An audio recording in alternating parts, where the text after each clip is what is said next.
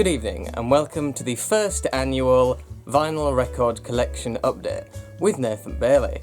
Now, I have been collecting vinyl records for over 2 years.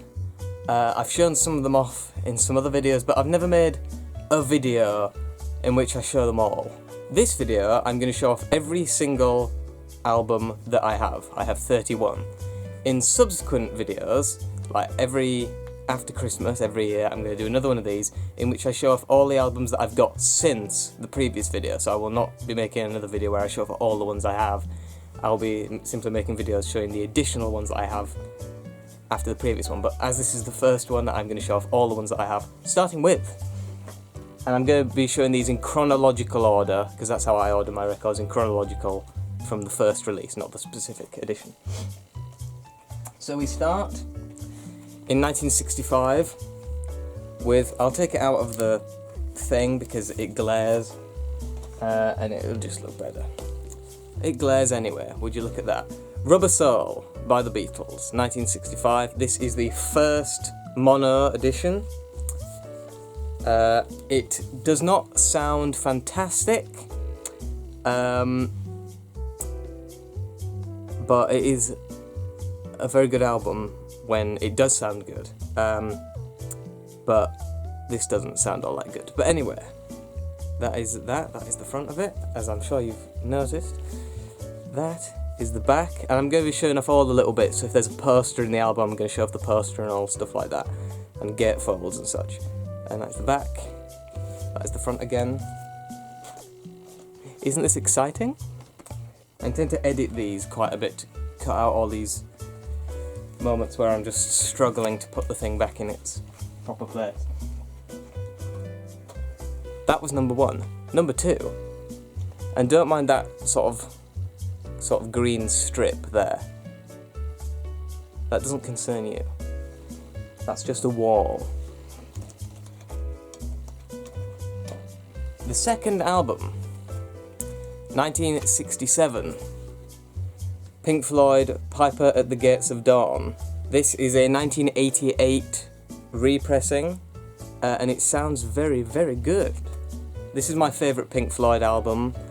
I don't like their later, more progressive stuff as much. I don't think they were ever bad, but certainly I much prefer their early psychedelic material. And that's the back cover there. Album number 3 is The Rolling Stones, Their Satanic Majesty's Request. This is a 1971 South African pressing. The original album came out in 1967, of course. We have the first, the photograph there without the holographic thing that the original had. I intend to get that at some point, but there we are. And this is better than the holographic one because it means you can actually see the Beatles. I don't know if I can get it close enough, but you see Paul McCartney there, George Harrison there, John Lennon there, and Ringo Starr there. So it's very nice sort of that they were kind of referencing the Beatles. Of course, this cover itself is a reference to the Beatles, but there. I very much like this album. A lot of people don't like this album, and I don't really know why. Well, I know why, because it's not really what you go to the Rolling Stones for. But I really like this album. I think it's one of the better psychedelic albums of that time. I think it's better than Sgt. Pepper's, actually. Which is blasphemy, I know, but that's just what I feel about it. So there's the front, and there's the back, which I think is just as nice to look at as the front is. I mean, there's all little details. I mean, I've stared at this for hours, and it's just, there's lots of little intricate sort of details there around the edge. And it's just very nice. And I didn't realise this album was a gatefold, but it is a gatefold, and it has what is possibly the best gatefold artwork I've ever seen in any album. That side is less interesting. This side is just like this maze, but there's some stuff around the edge there. But the really interesting one is this half of the gatefold, which is just like, there's so much detail here. Like, you've got this bit with Saturn and a city, and there's a load of flowers around it. I realise this lighting isn't particularly good for showing you the details, but I think this is possibly my favourite piece of album artwork that I have. Because I can just stare at it forever. Like, there's so many details. And I don't know who did this artwork. I don't know if it actually says. Well, it will, won't it? Album designed and photographed by Michael Cooper. Back cover illustration by Tony. Cover photo built by the Rolling Stones. Yeah, it doesn't specify who did the artwork in the middle, but nevertheless, whoever they were was very, very proficient with a pair of scissors, because these were clearly all cut out from different places and pasted together. But that is that. So that is Rolling Stones' Satanic Majesty's Request. It's strange though, I have a strange history with this album, because when I first listened to it, when I went through the Rolling Stones discography in order, it was my favourite album that I'd heard by them. And then, as I listened through more of those, it sort of fell back in my estimation. And then when I got this and listened to it again, I realised, no, it is actually one of my favourites again. So it's definitely my top 5 Rolling Stones albums. And I have listened to every single Rolling Stones album from Aftermath. I've listened to their first album, and then some of the ones after that I haven't listened to. But then Aftermath, all the way up to Emotional Rescue, I've listened to all of them. And this is in my top 5, definitely. It's just very unique, and I think it was very brave for a band like them to put this out at the time. People were expecting weirdness from the Beatles, but they weren't expecting weirdness from the Rolling Stones, and they did weirdness, and it was very brave of them.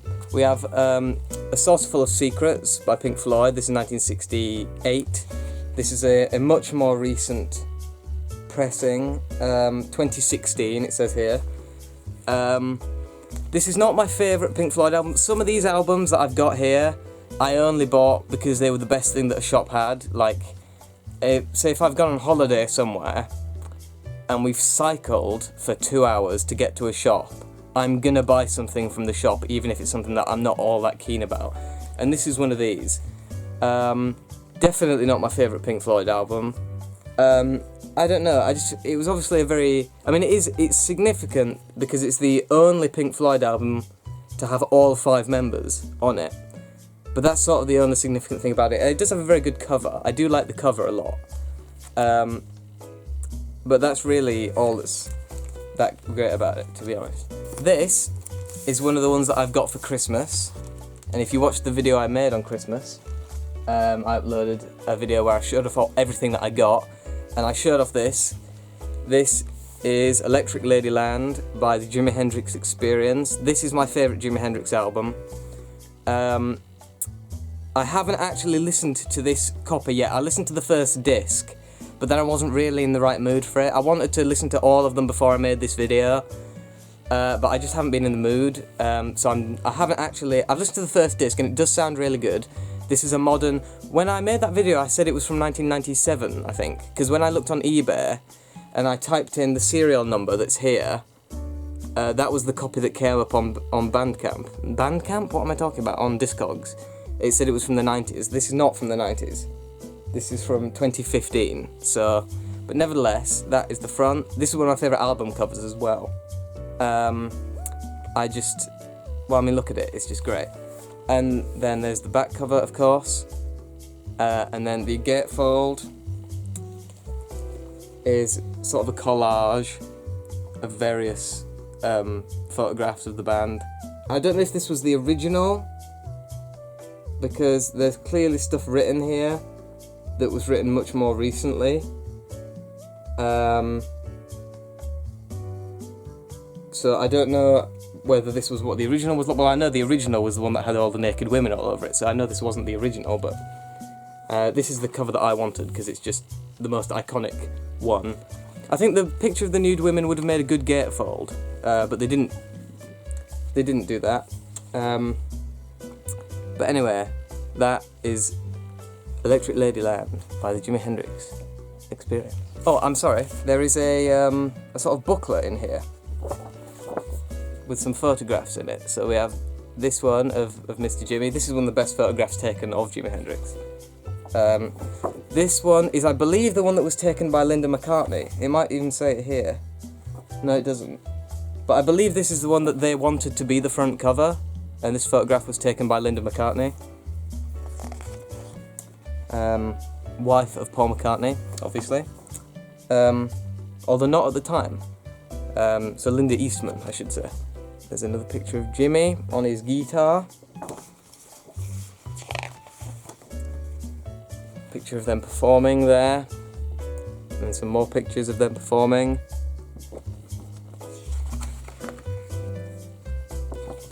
Him biting his guitar, as he was wont to do.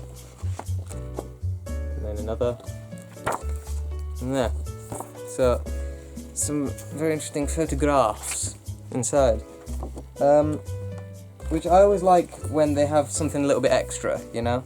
And then we move on to a very special album. This is my favourite album of the 1960s, and my favourite album of all time, the White Album by the Beatles.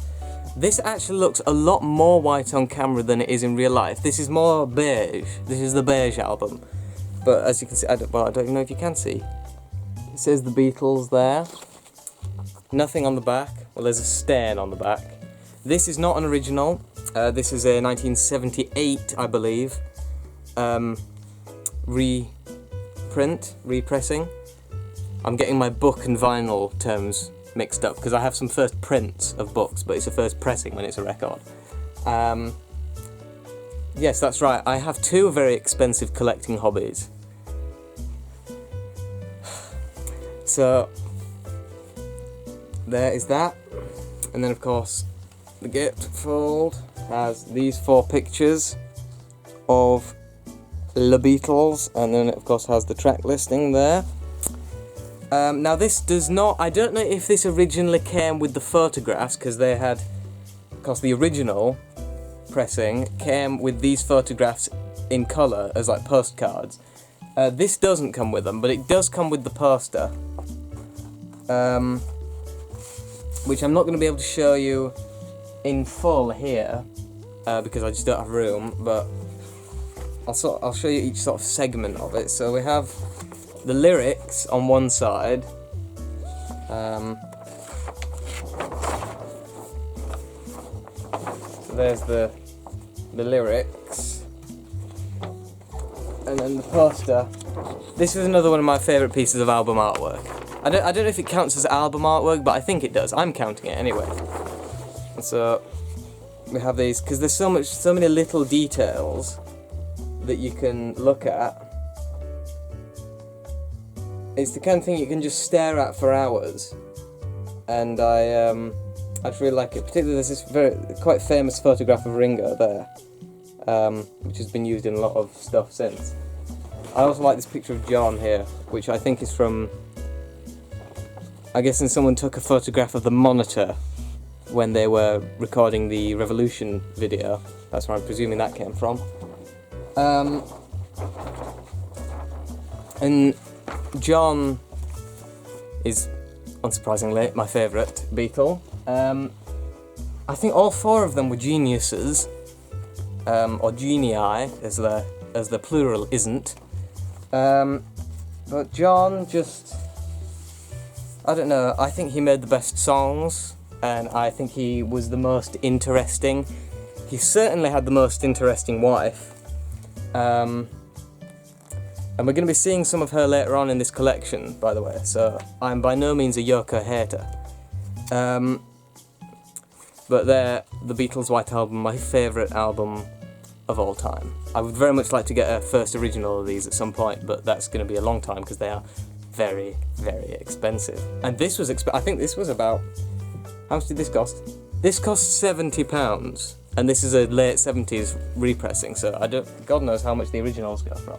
However, this cost only £5 more than that, and this is a first edition. A first printing of Abbey Road. Stereo, obviously, the only mono record I have is Rubber Soul, so all my other records are stereo. Rubber Soul is the only mono record that I have. And you can tell that this is the original, because it's got this little sort of black bit there at the bottom of that stripe, and you can see that corner has, like, there's more of the sky available, so it's less cropped. The later editions cropped the image a little bit. And also on the back, the apple is misaligned there, and it doesn't say Her Majesty. Her Majesty isn't credited. So this is the first edition, first pressing. Well, it was printed as well. They print the records, I guess. I don't know. They certainly printed the cover anyway. So there it is, Abbey Road. There's nothing really special inside it. It didn't come with any posters or anything like that. But there it is, Abbey Road. I prefer the White Album personally, but this is certainly, I think this is a better album. From a technical perspective, it's much more well put together. It is one cohesive piece as opposed to the White Album's eclectic here and there. I prefer the eclectic here and there, but this is a better album from a technical point of view. And certainly has a better cover. But then again, it's very difficult to not be the better cover when you're against the White Album. I think the White Album is better from a conceptual standpoint, but there we are. So that was the 60s, now we move on to the 1970s, and we start with another Beatle, my favourite, as I've already said, Mr. John Lennon, with his album Plastic Ono Band from 1970. There we have a picture of John as a child on the back. I mean, this, I don't think anyone even tries to argue, this is one of the greatest albums of all time. It's not my favourite, as I said, the White Album is my favourite, but this is just one of the best. I don't know if this is a first pressing, I need to do a bit more research into it. It's definitely a 1970 pressing, but I don't know if it's the first 1970 pressing. You know, it's just one of the best. I mean, I don't know what it is. So that glare is just horrific. Well, it's going to glare anyway, because it's laminated, but there we are. I mean, maybe that's a clue. I don't know if the originals were laminated or not. I know very little about it, really. I've done very light research on these records. I know a lot about the recording history, but as far as the actual printing history is concerned, pressing history, I don't know. But nevertheless, there it is, and one of the greatest album covers of all time as well. Now, this next album, you may be thinking, you've just shown this album, Nathan. No, I haven't. This is Yoko Ono's Plastic Ono Band. Now this album, and this is going to be a controversial statement, but I swear I'm not saying this for any other reason than it's my genuine opinion. I think this is as good as John's album. It has exactly the same band that played on John's album. It's John on guitar, Ringo on drums, Klaus Voormann on bass. Exactly the same band, recorded during exactly the same sessions. The only difference is that John's songs went on this one, yeah, and Yoko's songs went on this one. And they really are meant to go together. I mean, I don't really think you should have, even if you don't like this album, I still think you need to have it, because they are meant to go together. It's like having volume 1 of the Bible and not volume 2, you know? So, it just, I really like it. I mean, it's weird, obviously, it's very extreme. It was very difficult to listen to the first time. I needed to listen to it on a very low volume, but I genuinely do really love it. I mean, it's just, I mean, I don't know how to really explain. I mean, I'm not really good with words. I'm not really good with explaining why I like things. It's just, it's free, you know? And I think the band is better on this than they are on John's album. Like, Klaus Voormann's bass. I mean, this is a much more modern album. This album sounds like it's from 1970.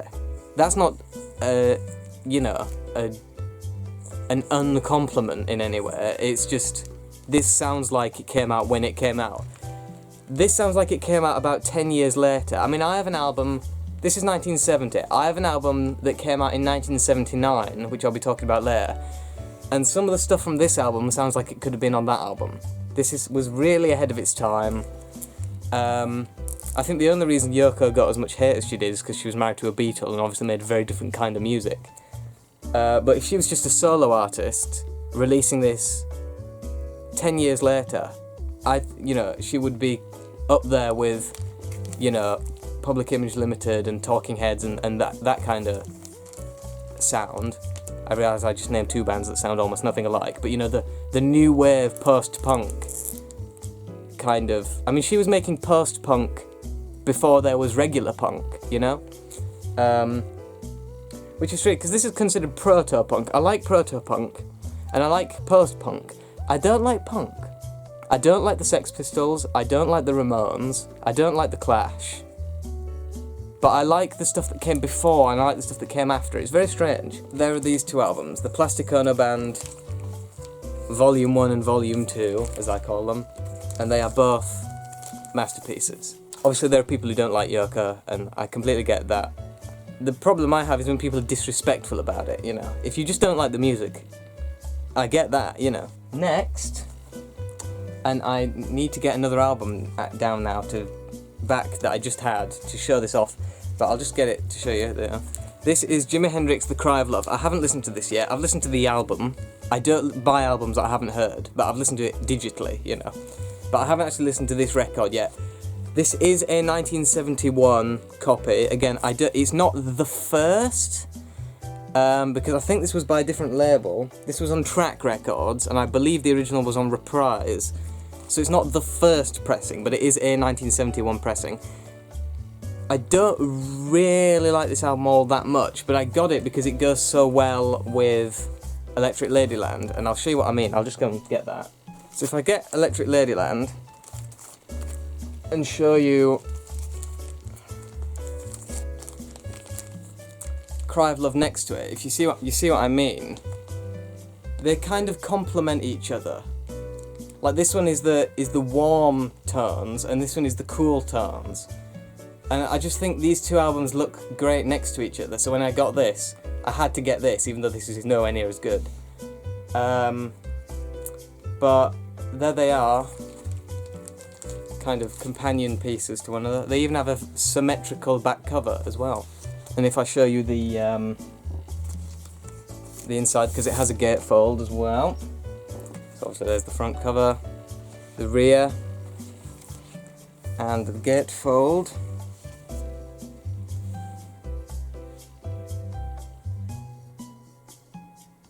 And there it is. Lots of different sort of photographs there. Going back to some Beatle, we have John Lennon's Imagine from 1971. This is the first, at least the first UK pressing. I believe this came out in America a bit before, but this is the first UK pressing. There's the great cover, of course. It's very difficult to actually show it. I can show it at a kind of angle like that. That works, I guess. And then the rear. And it says, imagine the clouds dripping, dig a hole in your garden and put them in, Yoko 63. So there's that. And then inside, this has another poster. And then also something rather special as well. So I'll show you the poster first. So there's no lyrics on it or anything like that, like there was with the White Album. But there is this photograph of John at the piano, presumably recording Imagine, but he might just have... well, no, because he recorded that on the smaller little piano, didn't he? So... but... I don't know. I don't know what he was recording when they took this photograph, or if he was recording anything. It might have just been posing for the photograph, but it's a very nice picture. And then also, and I don't have the album that this is parodying, but it also came with this little postcard of John sort of wrestling with a pig, which is obviously a parody of Paul's Ram album, which had him sort of tussling with a ram on the front cover. And I don't have Ram. I will at some point get it, because I do very much like it. It's not my favourite Paul McCartney album. As a matter of fact, it's not even my favourite Paul McCartney album of 1971. As you'll be seeing in a second. But nevertheless, this certainly is my favourite John Lennon album of 1971. Because it was the only one that he made in that year. I realise I haven't been talking about what these sound like. Most of these sound really good. Then we get to this album, Again, 1971. This is Pink Floyd's Medal. Again, like Sauce Full of Secrets, I only got this because it's what the shop had. I haven't even listened to this in full. I've listened to I've listened to one song off it actually. I listened to what the hell it was called? Saint Tropez. That's the only song from this album I actually like. Not even Echoes. I respect it, but I don't really like it all that much. But it has this is one of the greatest album covers of all time. And the back is possibly even better. I'm not sure. But it also has the gatefold. This is a very iconic image of the band. So there it is. Pink Floyd Medal. And obviously this is not a first edition. This is a much later repressing. I mean, this was sealed when I got it, you know, I unsealed it, so that shows you how recent it is, because you don't really get first editions this sealed. You probably do, but I'm not spending that much money on an album I don't even really like that much. Now this album, a lot of people really don't like this album. This is Wings' Wildlife from 1971. This is the first album by Wings. This is in 1984. Obviously it has a thing, so it's not 1971. This is a 1984 repressing of the album. This sounds great, and I love this album. I know a lot of people rate this very low in the Wings discography. I couldn't agree. I think this is possibly my second favourite after Venus and Mars. No, it's not. No. Third favourite. This, then Venus and Mars, then Red Rose Speedway. That's my opinion. I mean, I can hear you laughing already, but that's my opinion. Like I said, this is a 1984 repressing. It sounds great. I mean,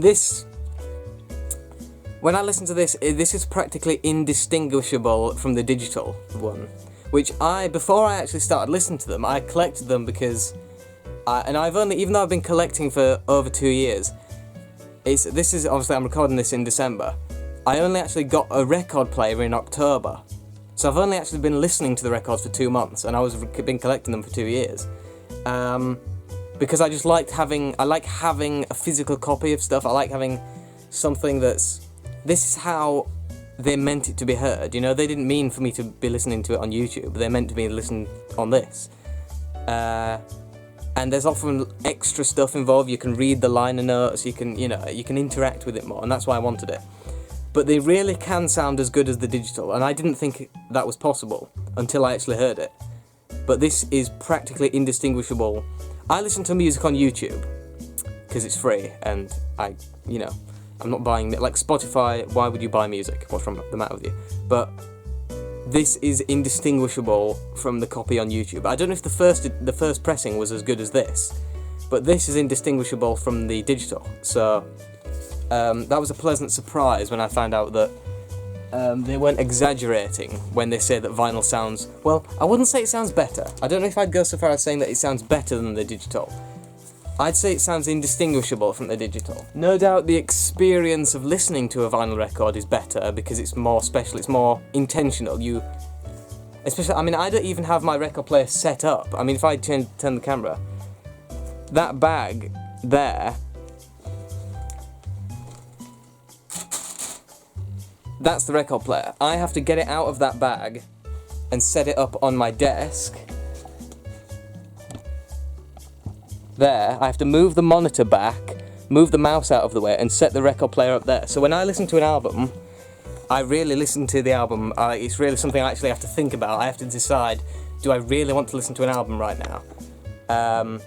I can't just pop one on willy-nilly. I need to actually really think about, I realise I could have had that bit of the wall out of view the whole time, but whatever. Consistency, I'm keeping that little green line there. Where's the centre? There's the centre. But anyway, yeah. Basically, you were right. All of you in what's it called? The vinyl community. It's not called Vinyl Tube. The book part of YouTube is called BookTube, so I thought it might be called Vinyl Tube, but it's the vinyl community. Hello, vinyl community. I feel welcome already. with all of my vinyls that I have. I have lots of vinyls. Bye. Anyway, the next album, and the only album that I have from 1972, is Roxy Music's debut album from 1972, as I just said. This is not my favourite Roxy Music album, but it is my second favourite Roxy Music album after their second album. The second album is my favourite, and I don't actually have that, but I do have the third one, but we'll get to that in a minute. This is this. It obviously has a gatefold, so you can have a look at this lady lying down, if you want to. This, see, I looked it up, and this is kind of a mismatch. The disc that's in this is not the disc that was in, you know, did not come together. The disc is a first pressing. The disc, the actual vinyl record itself, was the first edition of it, but the sleeve is a later edition because the sleeve is glossy on the inside, and the first edition had a matte gatefold. So someone's done a bit of mixing and matching. I don't care, but it's just I just don't really know how that would have happened. I mean, it could have been an accident somewhere later, or maybe in the factory or something like that. I don't know, but I think someone's done some mixing and matching. But anyway, there we have the the lights go all fancy. There we have all these people. Now, Brian Eno is the reason I listen to Roxy Music, even though they continued making very good music after he left, but he was my gateway into Roxy Music, and there he is, back when he was just mononymous, if that's the word, and he was just Eno. But someone who impressed me, and I think actually the best part of Roxy Music, as much as I love Brian Eno, the best part of Roxy Music is this fella, Phil Manzanera. Now this guy, why he's not mentioned alongside Jimmy Page and David Gilmour and Jimi Hendrix, why this name, Phil Manzanera, is not brought up alongside those three, I do not know. He is one of the greatest guitarists of all time. He does stuff on this album that you don't hear on other albums, like Robert Fripp and people like that. He's, you know, one of the innovators. And look at those insect glasses and the beard. I need a beard. It'd cover up the spots, actually, wouldn't it? But anyway, there the people are. And this is a great album. And I like it a lot. 10 out of 10. Just kidding. I don't really like rating things out of 10 or out of 5 or stars or ranking them or anything like that. It just, I don't know. It makes me critical, and I don't like being critical. I like seeing the positives in things. I'm perfectly capable of seeing the negative in things, but I prefer to try to look at the positive. Continuing on with the 1970s, we come to 1973 with Queen, their debut album. This is, again, not my favourite Queen album. I think Sheer Heart Attack is my favourite, but this is probably my second favourite, but then I've only really heard the first 3 Queen albums, and they're really not my favourite band, but again, I got this because it's what the shop had. This is a much more recent one. This is, I think, from 2020. This is before it was Queen 1, and it doesn't have auto-tune on it, so this is possibly the last copy that was ever printed without the auto-tune on it. Still doesn't sound very good. I really don't like this pressing. There's no bass on it. It just really doesn't sound all that good. But I do like it a lot more now, having listened to the record, because again, it's just a more special experience getting the record out and putting it down and cleaning it and all that stuff. It does make you enjoy. It makes me enjoy the music more anyway. Turn that off. And it has a great album cover. On the back, there's a big collage of different stuff. I had some trouble logging this. Well, I don't log it on Discogs. I use Excel to catalogue my records, but obviously I use Discogs to find the copy. And I had some trouble with this because it doesn't have a serial number or a catalogue number. It has the matrix number on the actual record itself, but it doesn't have a catalogue number. So that's very interesting. But anyway, like I said, not a great copy. And vinyl is capable of doing bass very well, as is evident on not that. I'm skipping ahead a bit in the chronology, just because it illustrates my point that vinyl records can hold bass and they can provide you with some very good bass, and this is the third Roxy Music album, Stranded.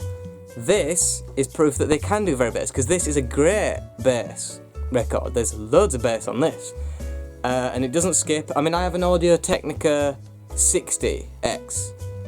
I think that's the order letters going. It's the slightly cheaper one, but it doesn't skip on it or anything like that. It sounds great to me. And again, this is a gatefold. They kind of copied the design of the first album for this. It's another one of these, where it's just a woman. It's just a woman. There's nothing wrong with being a woman. And then this was their first one without Brian Eno. And Brian Eno has actually said that this is his favourite Roxy Music album, which is very interesting. Very generous of him as well, because it's certainly not the best.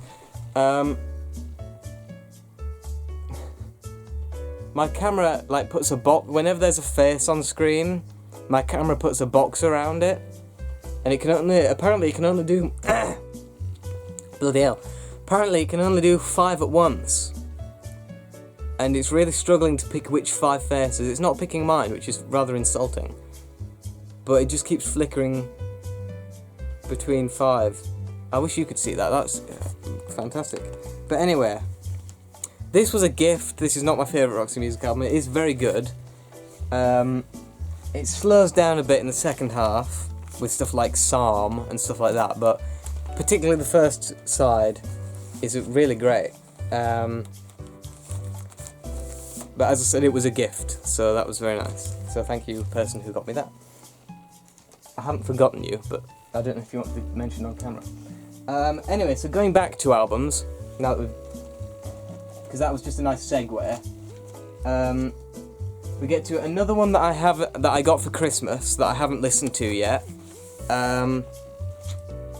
This is possibly the most obscure album I have, and it's not that obscure. Everyone knows this album in the vinyl community, but it is Nucleus, or Ian Carr's Nucleus, as it says there, but I just call it Nucleus because they go by so many different names. There's Ian Carr's Nucleus, there's all sorts of stuff. But this was the first album I heard by them. I've listened to quite a few of theirs. I think this is my favourite, and this was the first one I listened to. I discovered this band through YouTube. Someone had uploaded this full album to YouTube, and I saw the album cover, and I thought, I have to know what this sounds like. It's jazz fusion, it's funky, I think, if I know what funk is. It's jazzy, it's fusiony, it's chill, it's everything. And it's very good, and it's just, this is the most 70s album cover I've ever seen. Like I said, I haven't listened to this, so I don't know, this is not a first edition. Oh, it's got a... Oh. I've never seen a spine that's done anything interesting like that before. That's very interesting. It's like a bee, because that's not from the back, that's just the spine. It's sort of wasp-like. Very interesting. Anyway, so I don't know if this sounds any good. This is a much more recent copy, and like I said, I haven't listened to it yet, so I don't know how good this is, sound quality wise, but I know it's a very great album. And like I said, my tastes, I mean, I'm really just scratching the surface to music. I mean, it was only this year that I first listened to Bob Dylan, you know? So I'm really only just getting into it. But this is possibly the most obscure record I own. I'm subscribed to a channel called... What the hell is it called? Noble Records. I've watched a load of his videos. Now, he has albums that I haven't even heard of. Even when he's talking about albums that are well known, I don't know how, basically he just knows about 1,000 million times more than I do. But anyway, I mean, he mentioned Nucleus in one of his videos as a much more common band that everyone knows about. You know, I didn't learn about Nucleus through the same way I learned about the Beatles and the Rolling Stones, you know. I learned about them because I was recommended one of their albums on YouTube, you know. So I thought I'd stumbled across something rare, but obviously I haven't.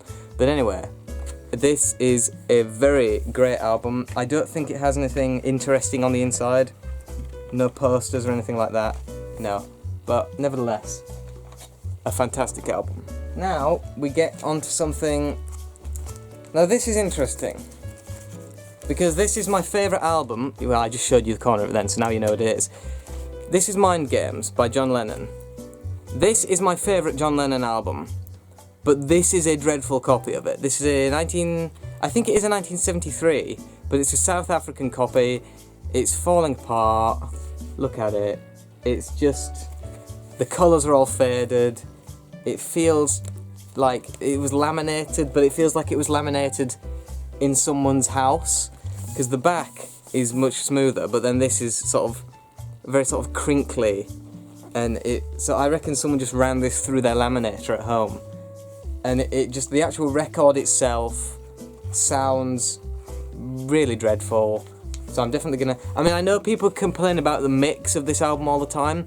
I don't agree with them, because I think the mix, I like the echo, and I tried to listen to Sean Lennon's more recent mix that he did, I don't know if it was this year or a couple of years ago, but they remastered this album for like modern ears, and it just sounds really bad. They removed all the bass and stuff, so I like the original mix, I like the echo, I like all that stuff, but this just sounds bad, this particular copy, so I'm gonna have to get another version of that. This was when I was less careful, because I bought this on eBay,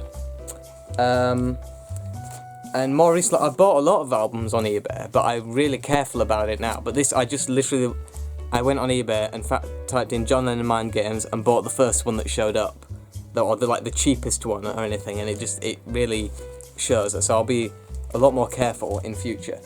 Like this is a really vibrant cover when you look at it, like on the screen or whatever. But it's so dull. I mean, this might as well be black and white. Look at it, you know. But anyway, that's that. Then Roxy Music, as we just talked about, but I've already showed that off. Then we have Band on the Run by Wings. This was my dad's copy. He gave me this as a gift because I don't think he really likes that album all this much. So he gave it to me as a gift. It's got a price sticker on it. Again, this is not my favourite Wings album. There's some stuff on it. I mean, the best song on this album isn't on this copy because I believe this is a first. I don't know if it's a first pressing, but it's certainly an early one because later pressings have Hell and Wheels on it, which is my favourite song from this album. It's not on this album.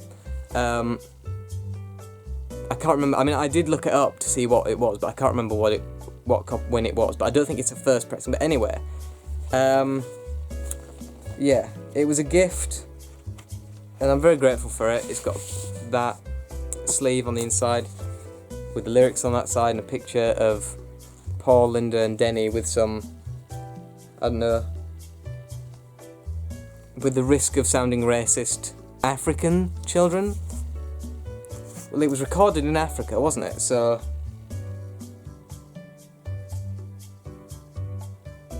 Lagos. It was recorded in Lagos, so I'm assuming these are Leganese children. I'm not racist. Now this album I very much like. Now again, I'm not sure whether this, again I looked this up, but I can't remember. I don't think it's a first pressing. It might be a first pressing, I can't remember. But this is my favourite album of the 1970s. This is Here Come the Warm Jets by Brian Eno, or just Eno as he went by during this period in his career. This again has obviously Brian Eno in it. It has Phil Manzanera on guitar. It also has Robert Fripp on guitar. I mean, two of the greatest guitarists who've ever lived on one album. This is, I mean, like I said, it's my favourite album of the 1970s. It's in my top 5 albums of ever. The back cover is just a blown up portion of the front cover, so there's that. And then the back cover is just a blow up of it. but I love this album cover as well. It's like, it's so detailed. It's another one of those album covers that you can just stare at forever because of all the details. Like, you look, there's the chord, there's like some dead flowers, there's obviously Brian, there's a kettle, there's some more flowers, there's a pack of cards on the table. Like, there's just so much detail that you can just stare at for hours and hours and hours, or at least the 40 minutes that the album's on, you know? But it's my favourite Brian Eno album. It's my favourite. I like his ambient stuff as well, but I don't know if I'm ever going to get any of his ambient stuff on record, because it's the kind of stuff that I listen to in the background, whereas listening to something on vinyl it's the thing that you're doing, you know, like you are listening to the music, whereas his ambient stuff I do like, but I have it on in the background when I'm doing other stuff. Then we get on to another album by a Mr. Lennon. Oh, Walls and Bridges. Now this is a first edition. It's the first UK pressing. Again, I believe it was released in America a bit earlier, but this is, I don't think it's my second favourite. I think Plastic Ono Band, this might be my third favourite John Lennon album. And it's particularly my favourite presentation-wise. I mean, if we look at the back there, you see it's got a picture of him being all strange with the same glasses I have. I'd like to make that clear. Oh, there's the thumbnail. Oh,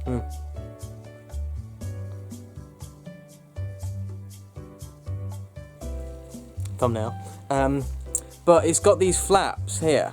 So if you look at that picture, but then you can change the picture, and you can reveal more information. And then these two, of him being all naughty and sticking his tongue out, can be used to modify this image on the back. So you could maybe get rid of his glasses, or keep the glasses but have him stick his tongue out, or have him lose his glasses and stick his tongue out. And then on the inside, more magic.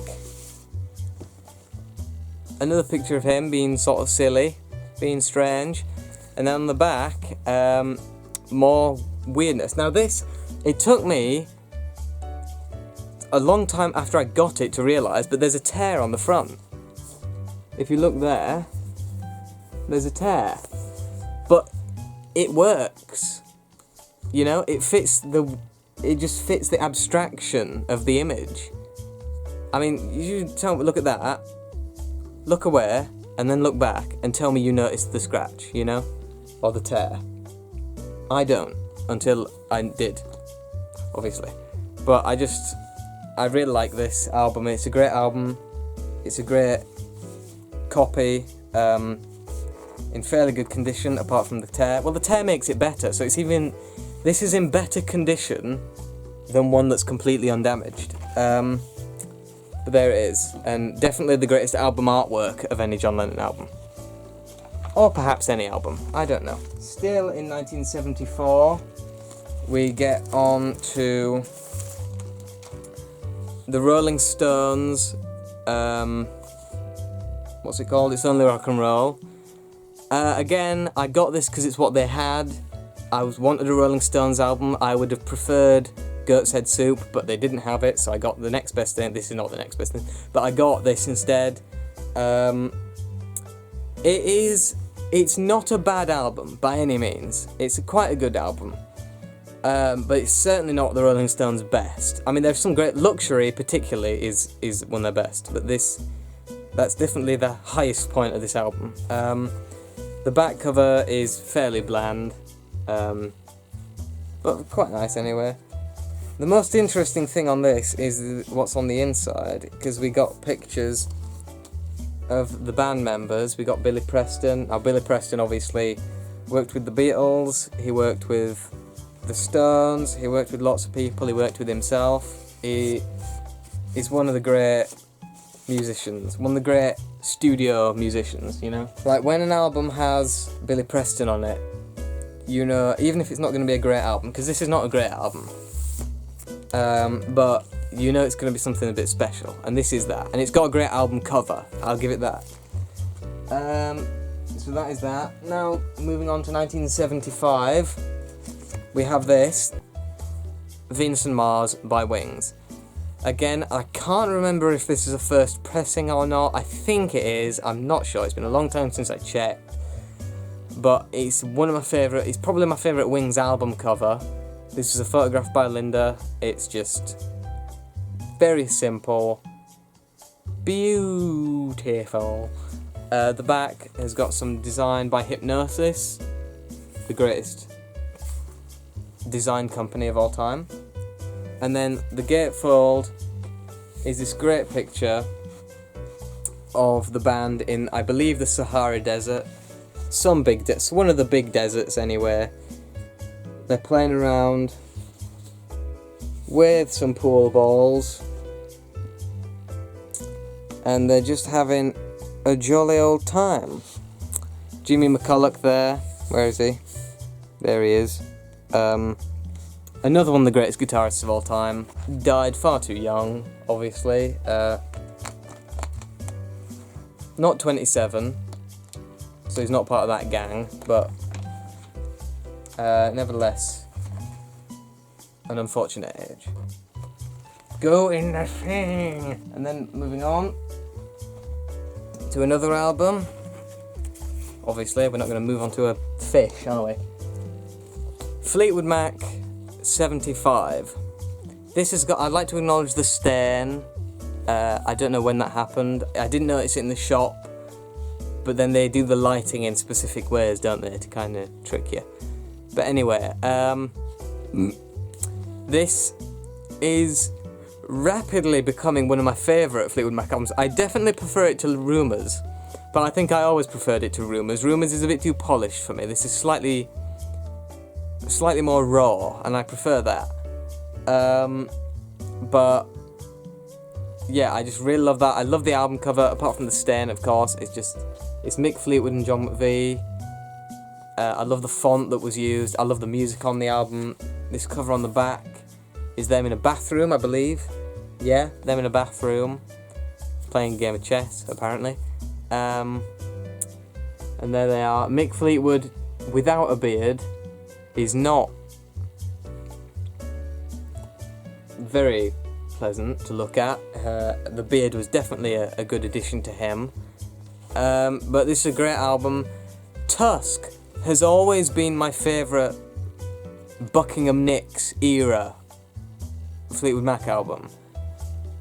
But this may be overtaking it. I'm going to have to listen to them a few more times to be totally sure, but I think this might have overtaken Tusk. I'm not sure. But there we are. I'm not making the definitive statement, but definitely on par with Tusk. So there it is. Fleetwood Mac 75. That's not what the album's called.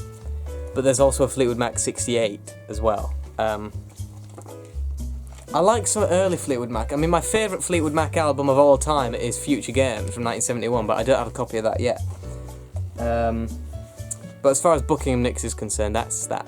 Continuing with the 1970s, we have my second favourite Brian Eno album, Another Green World. Another great album cover.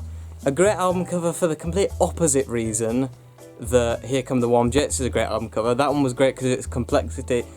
This is great due to its simplicity. I can't remember the name of the guy. Well, it'll say it here, won't it? If I could read this. Tom Phillips created this. This is a detail from one of his larger paintings. But it is just fantastic. And you can kind of see how they did it. If you look at the green here, you might not be able to see that, but there are these lines going around. And so I believe how he did this was he just drew a bunch of lines, possibly randomly, possibly with purpose, I'm not sure, but he just drew a bunch of lines, straight lines and some curves, and then just filled in certain blocks. And that's how you get shapes like that. Like, that's not the kind of shape you can plan for, that's the kind of shape that just happens with experimentation. And so it really fits the music, because the music is, of course, very experimental. This is kind of halfway between his rock music and his ambient music. Obviously, it's rock enough that I got it on vinyl. Like I said, I don't know how long it's going to take me to get his ambient stuff. I will get it at some point. I will get his ambient stuff on vinyl at some point, but it will be a while. But there it is, and then the back cover is him just sat there thinking about stuff. Probably thinking about how great of a musician he is. But there we have, nothing special on the inside, no posters or anything like that. How the hell do I open this? That's how. Then we get on to, a very special album. We're now into the late 1970s, with Some Girls by the Rolling Stones. This is not a first edition, because this has the missing faces, because they got in trouble for using faces without permission. But this is one of the greatest pieces of album artwork, because it has a very special property. That's the back as well, I'll just show you the back while we're at it. But the reason this is so special is because you can take this out and then swap it around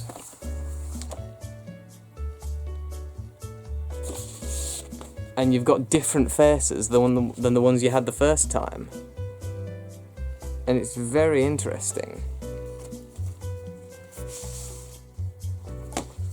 And so there we are. I mean, I prefer to keep it in the normal one. Now, the shop did have a first edition where it had the faces, but I kind of prefer this one. This was more interesting. And this one has the strips of colour as well, and that one was just like the kind of beige. And I preferred this one, so I wanted this one. And the music's identical, obviously, so there. This was my favourite Rolling Stones album until I heard a later one, which I'll talk about in a minute. And the song Lies on this is my favourite Rolling Stones song. Oh, and also it has George Harrison on it as well. George Harrison. So this is the second Rolling Stones album with a Beatles face on it. The second one with George Harrison's face on it. Which is interesting. Then we move on to another album that involves Brian Eno. This is Talking Heads, More Songs About Buildings and Food. This is their second album, and their first one that was produced by Brian Eno. I've got a bit of an obsession with Brian Eno, or I had for a time. But this is, I think this is the first great Talking Heads album. Their first album is quite good, but this was the first great album, and it was definitely due to Brian Eno's influence. It's got a fairly good back cover as well, very interesting sort of heat map of America. And this is one of the most interesting album covers of all time, because this is not just a pixelated image. This is a series of hundreds of Polaroid photographs. And so it kind of offers a very weird perspective that you can't actually see in real life. Because every one of these photographs was obviously taken right close up, like this, you know?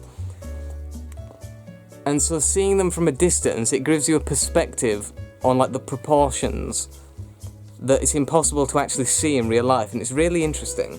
Not my favourite Talking Heads album, but definitely one of them. I'm going to need to speed up now because my camera's about to run out of battery. Then we have the third Talking Heads album, the second one produced by Brian Eno, Fear of Music. This is this is a 1979 UK pressing, so it doesn't have the bumps. I wanted the one with the bumps.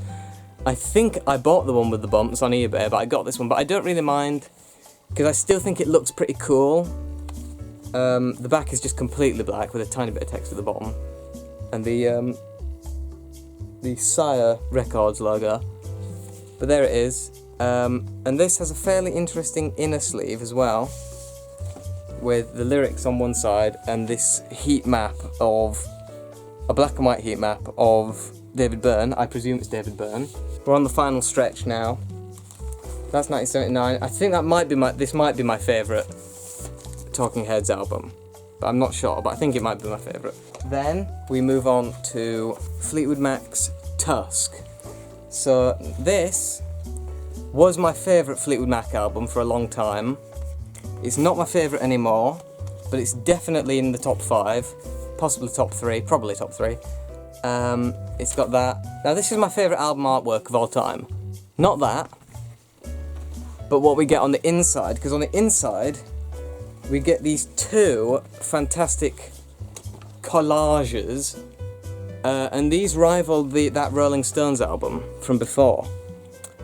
There's just infinite detail. You can stare at them for hours and hours and hours and hours and hours, and I have stared at these for hours and hours and hours and hours. There's just so much detail, little notes that you can read if you can read the handwriting, and just some very bizarre imagery. I mean, I don't know what the hell this dude is about. I don't know what she's about either, but this dude is just like some kind of zombie. It's very strange. And then we got some more pictures on the inside. We got that. And we've got another one of the band members. And then each of these sleeves also has an inner sleeve as well. So you've got this, which is Lindsay next to what I believe is a reverb thing. Like you have a microphone at one end and a speaker at the other, and it transmits the thing through. I think that's what we're looking at there. And then a room with stuff defying gravity on the other side. And then here, on this one, we have a photograph of the band there. And then here, this picture, with again some band members defying gravity and some not. This, I believe, was meant to be the front cover of the album at one point. They considered this picture as the front cover.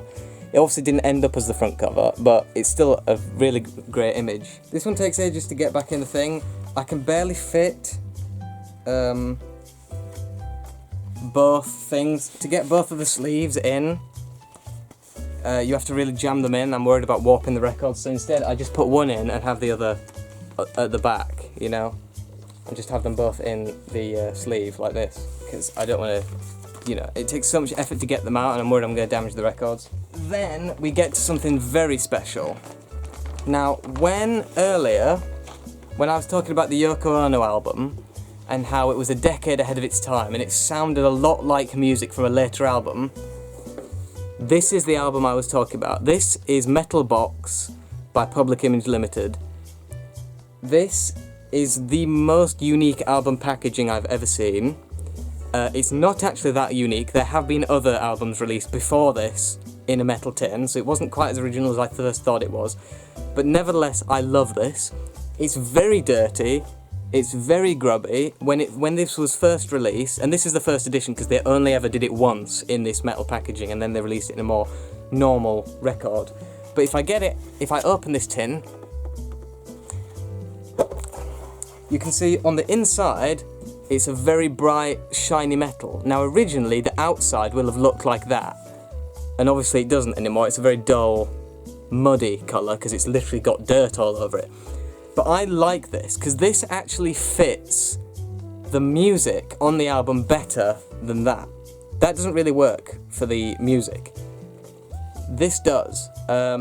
You've got the Pill logo there, embossed on the front, very Beatlesque. And then on the inside, you've got the track listing on a little piece of paper, which is very interesting. And then you've got pieces of round paper separating the records, and you've got the actual record there.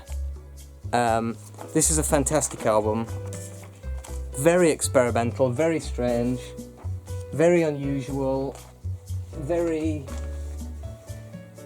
sort of I don't care what you think, you know. Which, if there's one phrase that sums up John Lydon, it is I don't care what you think. Or as he would put it, I don't give a shit what you think. But I try not to say rude words on my channel, except when I do. But that is Public Image Limited's Metal Box. And when I mentioned that the Yoko Ono album, Plastic Ono Band, sounded like an album 10 years ahead of its time, I was in fact talking 9 years ahead of its time, and I was talking about this album. I have to keep it in this because I don't want it rolling out, because I have it open. I just have my records just in boxes up there with the opening on their side, so I can just go up. So I'd have to get a box down every time. I can just get an individual record, but because this is round, I don't want it rolling down and hitting me on the head or anything, so I keep it in this. And then the final album, and the only album I have so far from the 1980s, it's from the first year of the 1980s, and it is so far the most recent Rolling Stones album I've listened to. It's Emotional Rescue from 1980. It's a great album cover with these sort of heat map images, and it has got a poster. If I can get it out. I haven't looked at this in full because it is ginormous. I don't know if it's my favourite Rolling Stones album, but I think it might be. Like I said, I'm going to need to go through and listen to them all in order to fully establish whether it's my favourite or not. I can't open this poster in full. I literally can't open this poster in full, it's too big.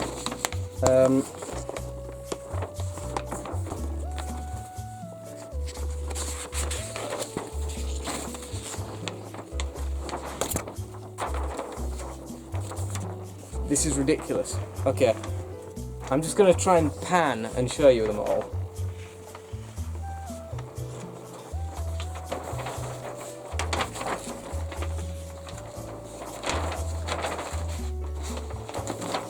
That's one side, it's like we're trying to read a map. And then the other side.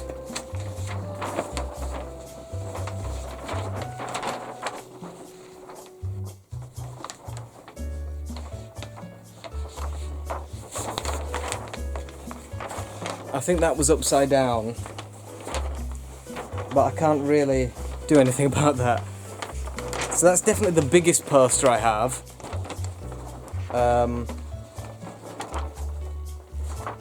But it's very interesting. Again, more heat map stuff. I don't know if I'm folding this the way it's meant to be folded, but oh, there we are. That is my 31 albums that I own, that I have to my name. I hope you've enjoyed. I hope I'm welcomed with open arms into the vinyl community. Or you can all hate me and think I'm a prat. That's fine, because you would be actually more correct than the people who say, oh, this guy's great. I'll work this out later. That is all for this time, guys. In subsequent years, subsequent Decembers, I will make updates showing off the ones I've got since. I'm never going to do a full collection video ever again, because this was hard work. But in future, I will show you the ones I've got since. So in a year from now, I'm going to show you all the albums that I got in 2025. But for now, that is all for this time, guys. I hope you've enjoyed, or girls, but guys means girls these days. That is all for this time. I hope you enjoyed. If you have, please like, comment and subscribe, or don't. Do what you want. It's a free cosmos, and I'll see you in the next thing that I do. Goodbye.